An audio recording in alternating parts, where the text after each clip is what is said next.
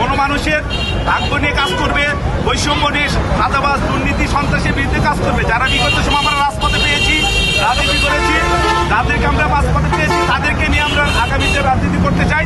আমরা নতুন করে কোনো শাহবাগী তাদের বিগত বামপন্থী কাউকে নিয়ে আমরা এখানে রাজনীতি করতে চাই না। আমরা চাই যে আমাদের এখানে যারা বিগত 16 বছর এই ফাঁসিবাদের সঙ্গে কন্ট্যাক্ট করে, মানে ফাইট করে, এবং এই 1.5 বছর 18 মাস যারা রাজপথে থেকে সকল প্রতিকূল পরিবেশে যারা আজকে সংগ্রাম করে আসছে, আমরা চাই এমন একজন আমাদের প্রতিনিধি, তাদেরকে আমরা এখানে সিলেক্ট করতে চাই। যারা বাইরে ছিল, অস্ট্রেলিয়া, আমেরিকা, তাকে আমরা কাউকে চিনি না, কাউকে কোনোদিন পাই না। এই পর্যন্ত হাজারো প্রোগ্রাম হয়েছে, অনেক ফাঁসিবাদী প্রোগ্রাম হয়েছে, এখানে চাঁদাবাদের বিরুদ্ধে প্রোগ্রাম হয়েছে, কাউকে কখনো আমরা রাজপথে দেখার পাই নাই। আমি সাভার আশুলিয়াতে বাংলাদেশের মধ্যে সবচেয়ে বড় কমিটি প্রদান করেছিলাম। বাংলাদেশ জাতীয় নাগরিক কমিটি বাংলাদেশের মধ্যে সবচেয়ে বড় কমিটি 470 কমিটি প্রদান করেছি। তখন থেকে আজ অব্দি পর্যন্ত যতগুলো প্রোগ্রাম হয়েছে, এতগুলো প্রোগ্রামে কোনো প্রোগ্রামে দিলশিরা পারুল আপাকে আমরা কখনো দেখি নাই, এবং রাজপথে কখনো তাকে আমরা দেখি নাই, এবং তার এখন রাস্তা দেখি নাই, কখনো জুলাই যোদ্ধা দেখি নাই, কাকার মতো বিনিময়ও দেখি নাই, কোনো তার সভা সংগ্রামও দেখি নাই। এখানে অনেক এনসিপি থেকে অনেক দায়িত্বশীল আসছেন, তাদের সঙ্গে আমাদের কথা হয়েছে, এনসিপি অফিসে আমাদের মিটিং হয়েছে, কিন্তু আমাদের অনেক প্রার্থীর সঙ্গে কথা হয়েছে। সকল প্রার্থী থেকে মোটামুটি আমরা চিনি, কিন্তু এই যে দিলশিরা পারুল আপা তাকে আমরা 100 মধ্যে দামি ফেসি চিনি নাই।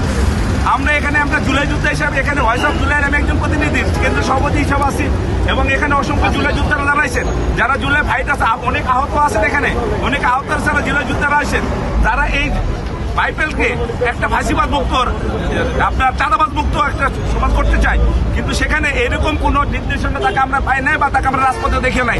জুলাই গণঅভ্যুত্থানে সাভার আশুলিয়া একটা ট্র্যাজেডি পয়েন্ট, যে ট্র্যাজেডি পয়েন্টে 42 জন গেজেটপ্রাপ্ত শহীদ এবং 554 জন গেজেটপ্রাপ্ত আহত, যারা যুদ্ধ করেছেন এই ফ্যাসিবাদ মুক্ত করার জন্য বিগত সময়ে। বাত ব্যথা, প্যারালাইসিস কিংবা আর্থ্রাইটিস, আধুনিক ফিজিওথেরাপি ও পুনর্বাসন চিকিৎসায় নির্ভরযোগ্য নাম ডিপিআরসি।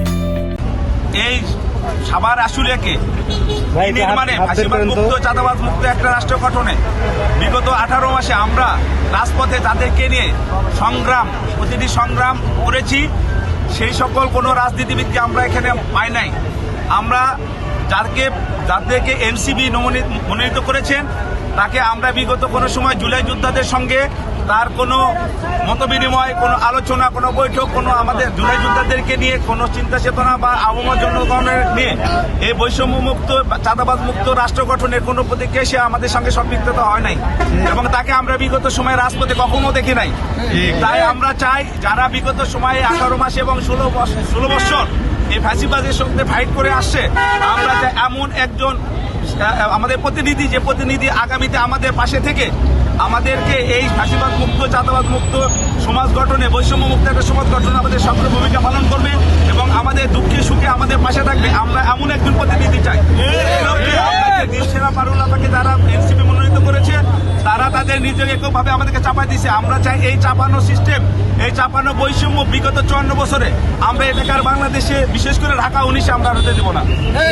আমরা এখানে সাধারণ একজন ভোটার, সেক্ষেত্রে আমরা বলতেছি যে এখানে গত 54 বছরে আমাদের সবাই অনেকেরই শাসন দেখেছি, কিন্তু এরকমের সৎ এবং যোগ্য কোনো প্রার্থীকে গত 2 বছর যাবৎ মাওলানা আফজাল হোসেন ভাই এখানে প্রচার প্রচারণা করলো। এখন আমরাও দেখলাম যে সে এখান থেকে প্রার্থী হবে। আমরা খুব আশাবাদী ছিলাম যে এখানে একজন ভারত প্রার্থী পাওয়া যাবে, কিন্তু রিসেন্টলি 10 দলের সমঝোতার শুনলাম যে সিটটা নাকি এনসিপিকে দেওয়া হয়েছে। জাস্ট এটা তাদের সিদ্ধান্তের ব্যাপার। তাদের কাছে একটা অনুরোধ থাকবে, এখানের মানুষের ম্যান্ডেটটা বুঝে এবং এখানের জনপ্রিয়তা দেখে জানি মানুষ এখানে ইয়েটা দেওয়া হয়, আরেকবার বিবেচনা করে। আমরা চাচ্ছি দাড়িপাল্লার প্রার্থীকে এখানে নমিনেশন দেওয়া হোক। এটাই আমার সবচেয়ে অনুরোধ। আফজাল ভাইকে দেওয়ার জন্য আফজাল ভাইকে চাচ্ছি আমরা।